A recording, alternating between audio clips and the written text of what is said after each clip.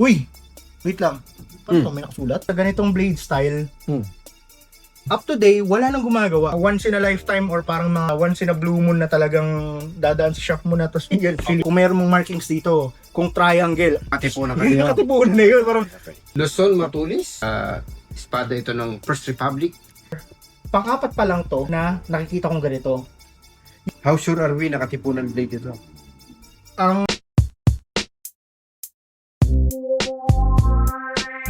Ako si Angelo Bernardo. Welcome sa Dekada Collectible Show. I-feature namin dito ang mga coins, collectibles, vinyl records, toys, books, antiques na dumadaan sa amin.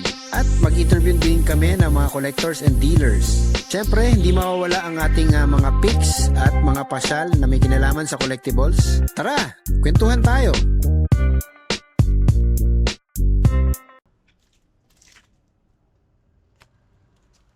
Benta natin ang mga Beatles. Ang dami na natin yung Beatles. Japan iba. Ha? Japan presyo yung iba. Japan pressing ba ito? Yung iba. Sige. Assorted foreign. Oops. Pasok!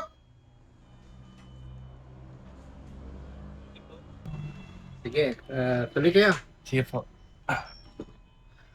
Yes, big boss, boss. Sino pala sir? J na lang po yung pangalan. Hmm? J po. Jay. Jay is from where? Taga Marikina po ako. Taga? Marikina. Marikina. Opo. Alright. Sige, anong dala mo, Jay? Bale, meron pa akong espada dito. Nag-onting research lang po ako. Not sure kung Luzon, Matulis yung tawag sa kanya. Teka galing po either sa grandfather ko po o great-grandfather. Luzon, Matulis? Opo. Hmm. Not sure kung bolo or iba yata yun. Ay, Pero bolo. yun ang onting research lang ginawa ko. May ko lang narinig yung ganong type ng blade Pero galing saan ito? Taga Tarlac po. Paniki. Paniki Tarlac yung grandparents mo? Yes po. Sa father side. Father side. Yes po. Okay. Sige. Father side. Hindi ba lang sure kung grandfather mo or ano? Saan mo nakita to? Naka-display lang po sa bahay nila po. Nung nawala po yun, yung lolo ko po. Kasi yung nawala yung lolo ko nung 2011, nung 2020 or 21, nung nag-pass na yung lolo ko tapos COVID, pang kinuha namin mga antique namin sa bahay. So kasama po yan, naka-display sa bahay nila po. Hindi kaya ano to? Hindi kaya espada ito ng First Republic? Nakatipunan? Yun ang di ko alam. Kasi hindi ko masyado alam yung history ng great-grandfather ko po tas grandfather ko. Alam ko lang po is yung lolo ko po taga KOC or Knights of Columbus. Knights of Columbus. Opo. Okay. Tapos yung great-grandfather ko po, nakalimutan ko yung tawag sa pang religious group nila. Pang similar sa Knights of Columbus. Pang Saint Civil yata, ganun. Or KSS. So, kasi may pang sir yung nakalagay sa tombstone niya pa eh. So, yun ang alam kong history nilang dalawa po. Hindi naman siya mason, no? Ano? Diba? Diba? Yung kalaban yung mason, tsaka Knights of Columbus. Anyway. Allegedly. Allegedly. Anyway, well, yung Tarlac naman is, ang history ng Tarlac is rich dun sa revolutionary tradition, ano? Yes. Sorry, nung nagre-retreat si Aguinaldo, at one point, naging capital ng, ng Republic. Opo. And then, yung banknote natin, may banknote tayo na gawa sa, Malolos coin, pero may Tarlac na, may banknote na gawa sa Tarlac na First Republic. I see. So, hindi natin alam. Well, na-excite lang ako dito kasi iba itsura. Doon sa mga nakikita kong blade. Usually, mga craze. Usually, mga Northern Philippines. Opo. Pero yung ganitong, yung ganitong klase ng hilt, medyo Yung kakaiba yan. Hindi ko alam, Opo. So, ang ano na lang natin dito is kung luma talaga or hindi. Pagkano ba yung gusto mo dito, sir? Natignan research. Alam ko medyo unrealistic yung price. 20,000 kung pwede. Kung mapapatunayan po kung may history worth yung espada na po yun. 20,000. Opo. Alam ko masyado. Pero kayo po may alam po. So, based parang sa research ko lang po yun. So, hindi mo alam Yung kung may history na naging katipunero yung tatay mo or Opo, hindi ay tatay Yung- or yung great grandfather mo, Opo, hindi mo alam yan. Not sure po. Ganun, no? Ano, parang yung great godfather ko nung 1900s, tapos yung lolo ko po 1930s. Okay, sige. So, well, dito kailangan na natin tawagin yung ating mahilig sa espadahan. Walang iba kundi si Sir Jack. Looking good but not good looking. Ano masabi mo dito, sir? Okay. So, wow. Alam mo, sir, gusto ko yung mga ganito eh. Alam mo bakit? Bakit? Number one, ano ako ng Philippine Revolution, kumbaga parang very interested ako sa Philippine Revolution. Philippine Revolution. Tama kaya yung kutob ko dito. Sige. Number two, Mm. yung pinanggalingan nito, probinsya namin, Saan? Ilocos. Hello. Ilocos ba yan? Oh, Ilocos to. Ay, galing daw Tarlac eh.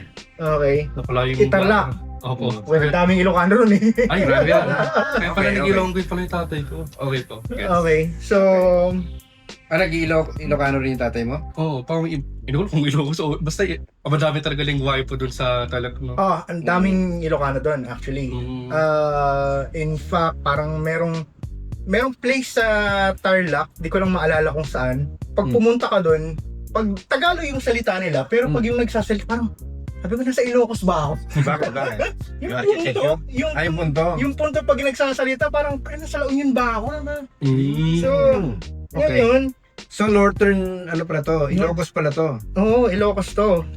So, Mm. una sa lahat, ano bang kailangan nating malaman?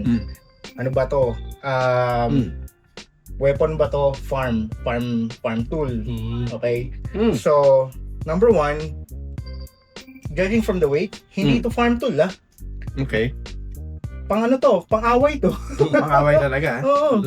Kasi, ang farm tool, kailangan mabigat siya para syempre, di ba, para kung Opo. pantataga, talagang babaon siya. Ito Babaon. hindi. Pang slice. Pang Ito, slice talaga. Pang-artisador to eh. Ano? So, yun pa lang, alam natin, weapon to. Mm. So, Dapat pala, matis natin yun. oh, Matulog sa Birds in Fire. Yung ano, baka mapali yan. Oh, tsaka ano, Mapali yan. given the age, tanong ko lang, saan nyo nakuha to? Sa ano lang po, sa naka-display lang sa sa grandparents house ko po, sa Tarlac Panicate, to be exact po. Ano apelido nyo? Technically Bautista po, pero yung tatay ko po, Cruz. Pero yung great grandfather ko, I believe, Denyoga, yung kasama. Dinyoga. Okay. Meron bang nakipunero na Dinyoga? Well, Cruz for sure, at Bautista meron. Meron. Napaka-common ng pangalan. Oo. Okay. Pero Denyoga, ang alam ko sa Denyoga, kung di ako nagkakamali, may mga parang mga tawag dito, yung mga parang local nobility. Ano pa, meron narinig ko yung Denyoga eh. Principales. May mga Principales? may mga principales. Principalis ba yung great grandfather mo? Hindi mo alam. Hindi ko sure. Given nyo sa tombstone Or niya. mga 4 times great grandfather, ganon. Mm. Kasi obviously, hindi ito farm tool. And the mere fact na naka-display ito, mayroong significance to. Oo. So, una sa lahat, sabihin ko na sa inyo, sir, yung ganitong blade shape, very unique to sa Ilocos. Okay. Number 2, so far, pang-apat pa lang to na nakikita kong ganito. Yung dalawa na naunang nakita kong ganito, isa yun sa mga nakuha pa namin sa US, yung mga ginawang souvenir ng Philippine-American War. Okay. Pang kasi. Oo. So, in fact, dala ko nga yung isa. Sige nga, kunin mo. Yung ganito, no? Mm. Opo. Pero parang mas, ano to, no? Pero ito Mas kasi may- militarized to. Ang ano na nito, ito yung mga gamit na nila Aguinaldo, yung mga, 'di ba, paano sila panorte. Opo. So ngayon, Pa-retreat. ito yung mga pinakomisyon nila Aguinaldo dun sa mga local na panday. Ang tendency kasi yung mga revolusyonaryo, gusto nila yung merong ganitong D-guard kasi para mas mukha siyang martial blade or mukha siyang martial weapon. As instead, although meron din naman ganito, in fact, yung mga alam natin 'di ba yung Luzon Matulis, yung common sa Cavite, common sa Batangas, sa Maynila, sa Bulacan. Usually ganito ang makikita mo. Lalo na pag yung mga 1896 and earlier na blade, ganito yung magiging guard niya. And then after 1898 onwards, magiging ganito na yung mga ano nila, mga guard nila kasi nga parang 1898 onwards ito. oh, ito yung mga 1898 onwards. Kasi parang ano to ini-emulate nila yung mga European sabers, mga blades. So ito yung ano, so makikita mo D-guard. Tapos meron kang yung mga wiring copper, brass, or yung remember yung nasa pinost ko dati sa page ko, yung silver pa nga yung wire niya. So Ano to? Leather ba to? Ay, hindi. Kahoy hindi, yan. kahoy, horn actually. Hindi Yung ako nagkakamali. Carabao horn ba yan? Okay. So, ngayon, ito yung magiging point of reference natin. So, Okay. makikita mo, same lang siya. Meron siyang roughly the same blade width. Tapos, yung meron siyang false edge. Meron dito. Tapos, yung spatulated tip. Yung ano niya, instead na yung talagang yung load zone matulis, sobrang tulis, parang malapad siya eh. So, ang interesting part dito sa ganitong blade style, up to day, wala nang gumagawa. Wala na. Hindi na nag-reproduction. Hindi na, kasi obviously, fighting blades, wala nang gagamit talaga nito. Wala na gumagamit nito. Wala na, kasi talagang... Ngayon, hindi na tinigil yung design na ganito. Well, ang teorya namin is nag-evolve siya into a utilitarian blade. Okay. Which is merong isang malapit siyang kamuka, yung tinatawag sa Ilocos ngayon na imigat.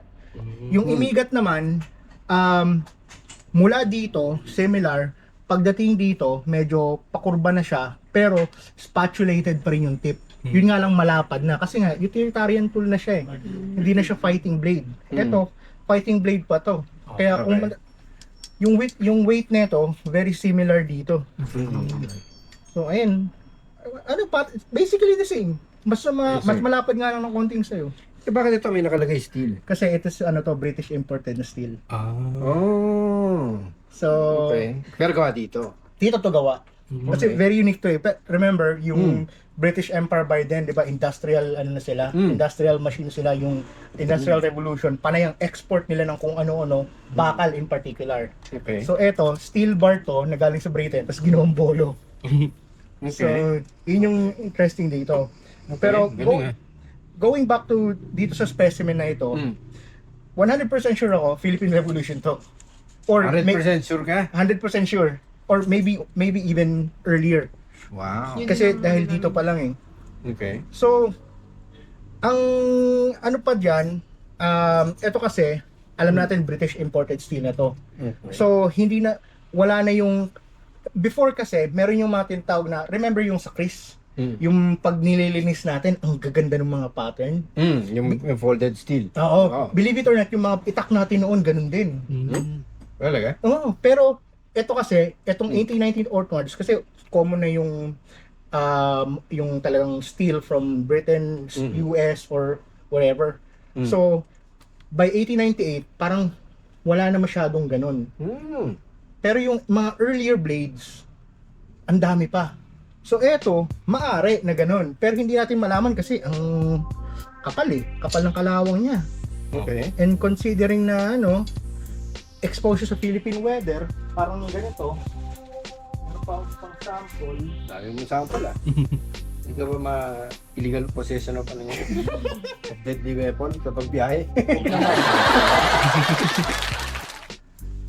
Another sample, ito kasi exposed sa Philippine weather ng very, very long time. So, ayan. Okay. Ay, iba naman yan. Ito yung another naman to. So, Wow! pero ito, this is Cavite or Tagalog region na ito. Tsaka mukhang nalubog sa lupa. Very, talagang matagal siyang na-expose sa Philippine weather. Painting As opposed ito kasi galing to sa US eh. War Okay. booty to ng mga Amerikano eh. Okay. So, ito, ayan. Ito, nilinis ko lang para matanggal yung konting kalawang. Pero more or less, there was a time na ganito din ang itsura nito. Okay. So, ito yung point of comparison natin. So, tatanggalin ngayon natin to. Alam natin na more or less same era to. Yun nga lang kasi, there's a possibility na tawag dito, this is an earlier blade. Although hindi natin ma-confirm yun given the condition. Okay. So- Paano natin mako-confirm dapat yan? Bay, matyaga ang linis. Tatanggalin natin yung... Matyaga ang linis. Pero Okay. ang problema kasi sa paglilinis, syempre tinatanggal mo yung history niya, yung Yeah. kwento. lang, oo. So, I would Better not, as is na lang. I would not recommend it, Yeah. pero the thing is, kapag pattern welded siya, pag folded steel, oh shit, ganda value. Okay. So, parang, Pwede ba yung at least a portion? Oh. pwede naman siguro. Yun nga lang kasi is parang ang pangit, hindi na Hindi even yung ang linis ng isa, yung isa hindi. Oo. So, Mm. ngayon, gaano katagal sa inyo to? To be honest, di ko na alam po. Pero, Before his time pa siya. first time, nung 1999 po ako eh. Pero nandun pa yung matagal na. No, Tapos naka-display lang siya? naka-display along yung Chris sword, tapos may sword sila iba pa na galing sa Knights of Columbus, tapos yung Knights of Seville.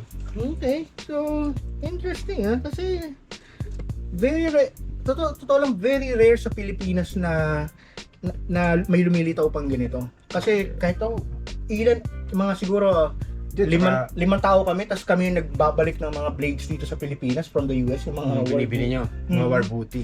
Pero yung galing sa Pilipinas mismo, Very rare. Bihira. Siguro mga dun sa ilang taon ko sa antiques, mga 5 or less than 10 times lang ako nakakuha ng magandang original dito.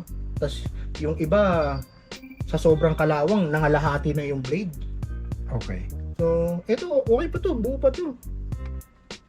So, ayun, wala tayong problema sa authenticity kasi kita mo naman.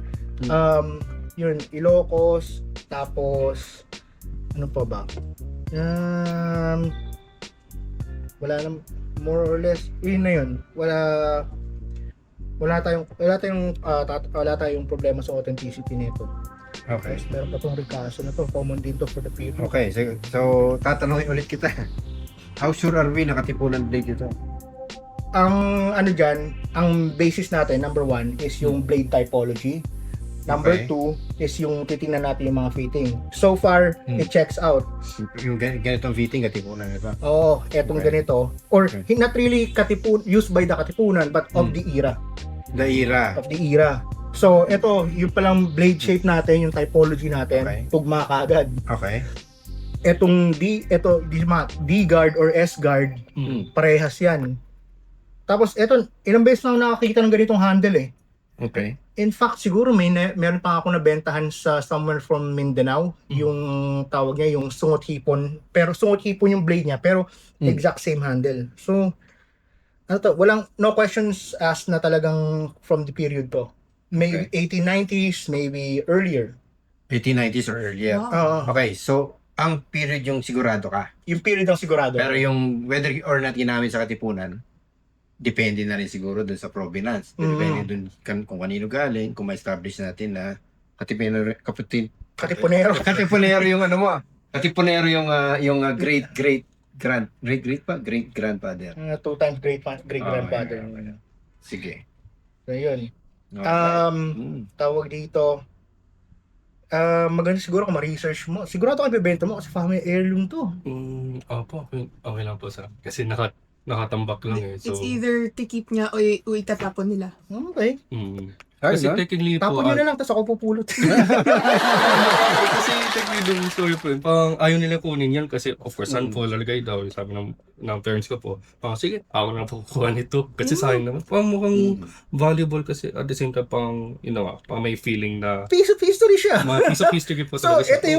ito yung mga masasabi mo once in a lifetime or parang mga once in a blue moon na talagang dadaan sa shop mo na tapos wow, shit. Okay, Hindi, sige. para remember yung Chris na yung galing sa yung sundalo tatay niya tapos galing ng Mindanao War. Parang yung gano'n, it all checks out yung kwento. Ito naman, yung sa blade, parang ano talaga 100% sure to eh. Wala tayong problema sa 100% sure na late 19th century. late 19th century, 1890s or earlier. 1890s or earlier. Ang ano nga lang talaga is hindi natin malaman kung ito yung folded steel or or mono steel na siya. Dapat Ito, bang alamin natin o huwag na? nasa sa'yo. well, risk kasi. O kasi nga, risk ito. Dahil pag inano mo to, pag nilinis mo to, wala na talaga yung ano niya. No? Oh, yung Pang originality niya. essence niya, history. Yeah, Pero at the same time, rust eh. So Oo. dapat has to be some way na i-arrest mo yung rust without talaga. Oil, pwede natin lagyan ng oil. Tapos, yung iba kasi gumagamit ng chemical, pero kasi pag chemical kasi nakukurod masyado yung bakal na parang unrecognizable. Yung turko. Pero usually may ano naman may signs like, remember sa Chris may delamination. Ano, check natin kung merong delamination to.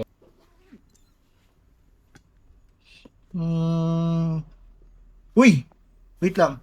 Paano may nakasulat? Yan ba? Di ba yan yung Ano to? name ng ano mo? Hindi ko makita eh. Yan. Ito. Ano yan? Parang letter K? Ano yan? Or Parang number eh. parang number ba?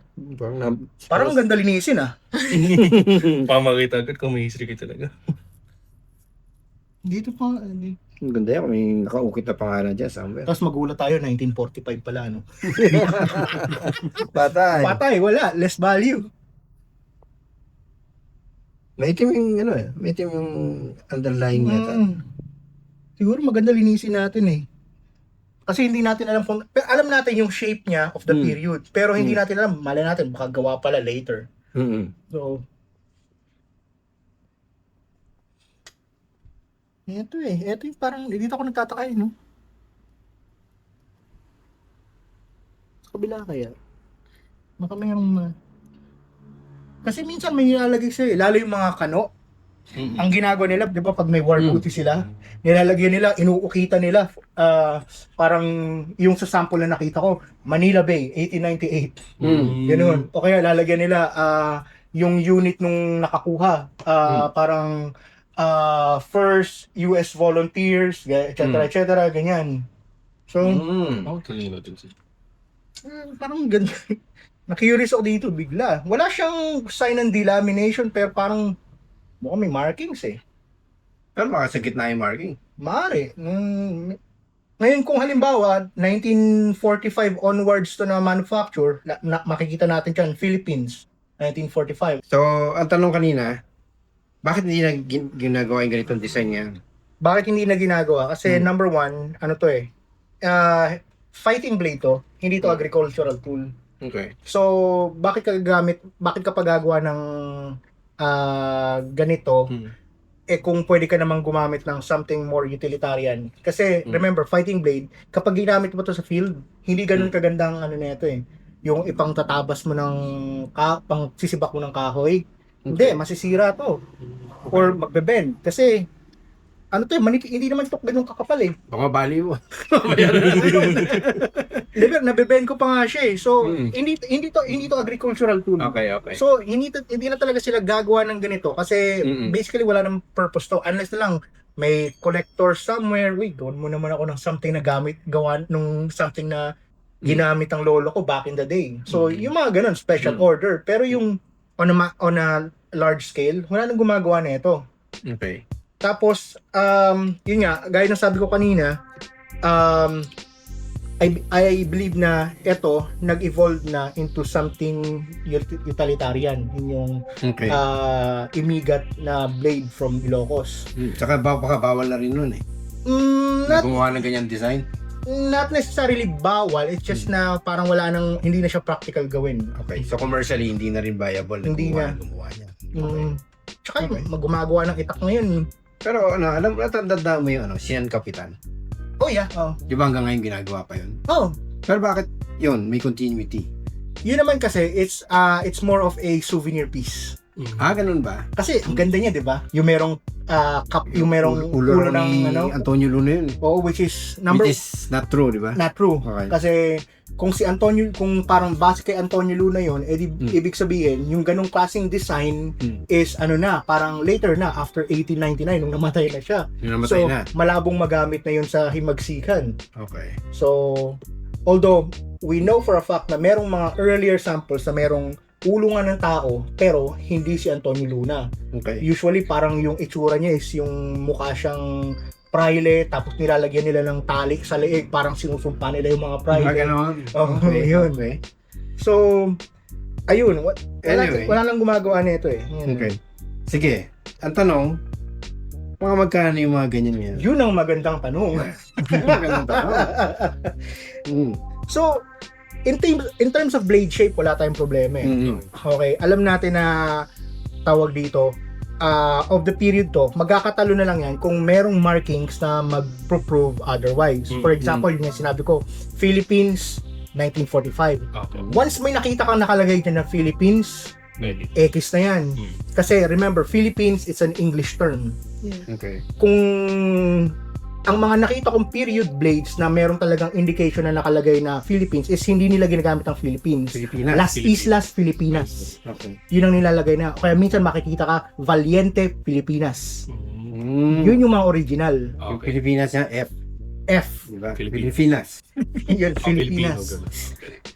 Never Philippines. Okay. So, Filipinas dapat. Hopefully, Filipinas ang makita natin. Or at least, kung mayroong mong markings dito, kung triangle, yun, diba? Ayun, katipunan ka Yun, yun. nakatipunan na yun. Parang, ano tayo, panalo tayo doon. So tempting linisin. Very tempting na linisin. Alright. Sige, as is, magkano yan? Ngayon, we have to remember, Mm. we only know na from the period to. From the period. Yun yung Pero at the hindi- very least na Oo. natin. Ang hindi natin alam is kung yung association niya with the Katipunan, yung association with the First Philippine Republic, kung meron tayong makita mga Masonic triangles o kaya Masonic sun, maari siyang Katipunan, maari siyang First Philippine Republic. Okay. Pero the thing is, wala tayong makita as is. Wala tayo makita. Sige. Mm-mm. Sige. So ngayon, dito tayo mag-ano ngayon sa pricing. Okay. Now, first of all, eto, Hmm. walang price to kasi akin to. Priceless. Yung pala yung binibili. Wala yung gustong bilhin. Hindi pala ito. So, eto tayo ngayon. Mm. Kasi, so far, gaya nga ng sabi ko, ilan lang yung nakikita na, yung alam natin na may ganitong blade shape eh. Kasi, rare na to eh. Okay. Yung na-recover namin na ganito, Mm. not this one, kasi Mm. personal. Okay. Ang na-recover namin na ganito, nagkakalaga siya ng 50K. 50,000. 50,000. Pero yun naman is yung masasabi mong Hmm. textbook quality. Pag sinabi Correct. nating textbook quality, no questions asked, Philippine Republican Army, Mm. bells and whistle. Meron talagang kompleto. O kumaga parang pag nakita mo, remember yung mga nasa collection ni Melvin Lam? Mm. Pag nakita mo, oh shit, yan pala yung, parang wala kang problem Yun yung, kumain yun eh. yung yun yung comparison natin. Oo. Okay. Pero ito hindi yun. Okay. Okay? So ngayon, ang pagbabasihan pa rin natin, number one is condition. Okay. Condition, talong-talo tayo sa condition. Yung rasa na lang eh. Mm. So ngayon, ang ano natin is yung tawag dito, pagbabase natin is yun nga, yung typology niya, blade shape and all. Okay. So, kung akong tatanungin, knowing all that, condition, ganito, I would say,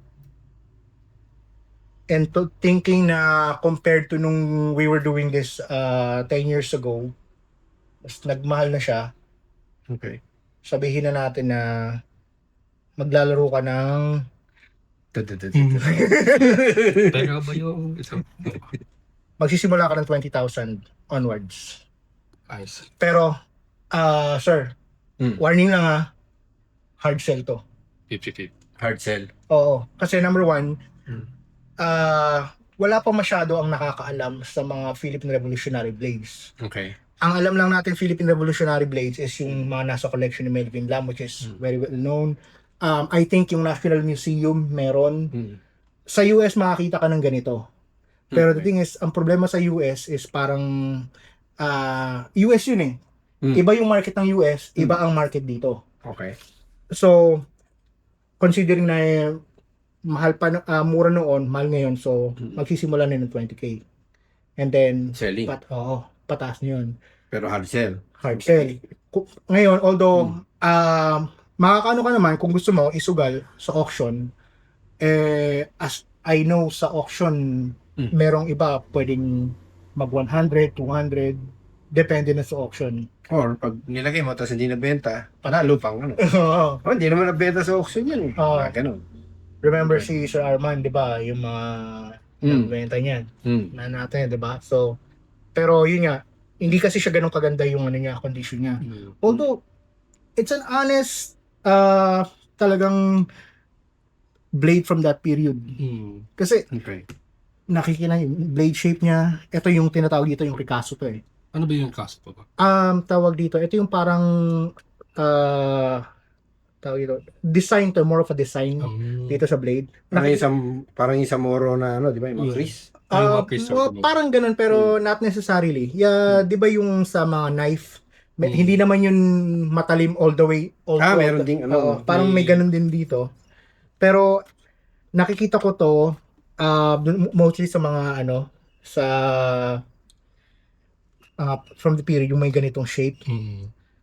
Yung sa Laguna, merong ganito. Cavite Blades, meron ganyan. Ayan, ito. Ayan. Ayan. Yung parang dull part niya. So, eto, yun.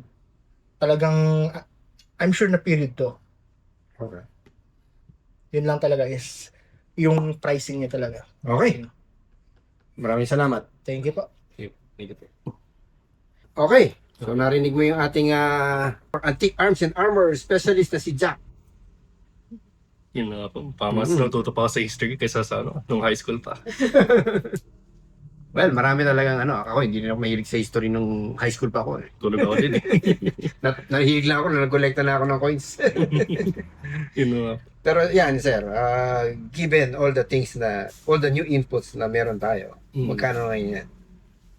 Well, at least sinabi na 20,000 yun na nga po. Pero for sure kasi, ayun na, pinapanood ko mga monsters yung mga ganun parang kayo po. So for sure kailangan nyo na din nakita. I guess ano, best ko is 18 kung kayo. Ako yan, considering na possibly hard sell, 8K. 8K. Kung 10 po. 10K? Opo. Okay. Thank you. Ay na po. Para sa ano, at least nabenta na yung date ko po and pang mas natuto ako talaga sa ano sa history din ng ano ng mismong plate sa mga kay Jack po. So ayun po, sana totoo po yan yung plate na yun na galing sa Canary. So for sure it's a very important piece sa history niya. So ano po masasabi ko, at least na-enjoy ko yung type ko din po dito. So yun lang po.